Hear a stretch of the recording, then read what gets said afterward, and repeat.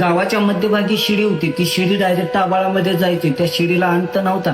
वर्षातून एकदा त्या गावातील लोक त्या ठिकाणी कार्यक्रम घ्यायचे. गावातील प्रत्येकाचं नाव एका चिठ्ठीवर लिहायचे, बॅरलमध्ये टाकायचे.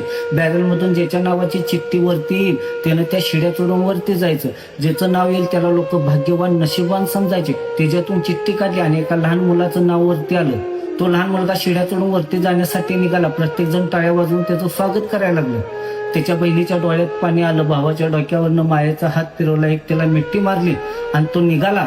वॉचमनने त्याच्या खांद्यावरती हात ठेवला, निरपून बघितलं, खांद्यावरचा हात काढला आणि तो शिड्या चढून वर चालायला लागला. लोक टाळ्या वाजून त्याचं स्वागत करायला लागले. तो बघता बघता दिसायचा बंद झाला. बहिणीनं वरती बघितलं, भाऊ दिसायचा बंद झाला. त्याला भीती वाटली, काहीतरी विपरीत घडणार आहे. तिला संध्याकाळची झोप लागली नाही. ती संध्याकाळी उठली आणि त्या शिड्यापाशी निघून गेली. आता बिन नाव येतात ती शिडी वर चढून जाणं म्हणजे पूर्ण त्याचं नाव पुकारलं जाणार नव्हतं. तिच्या मनात मध्ये भीती होती की मी परत भावाला भेटू शकणार नाही. तिच्या मनामध्ये गोंधळ झाला. तिनं बाजूला सारला आणि भावाला भेटण्यासाठी ती शिड्या चढून वरती निघाली. जशा शिड्या चढायला लागले, गाव मागं सुटायला लागलं. थंडी सुटली, वारा सुटला.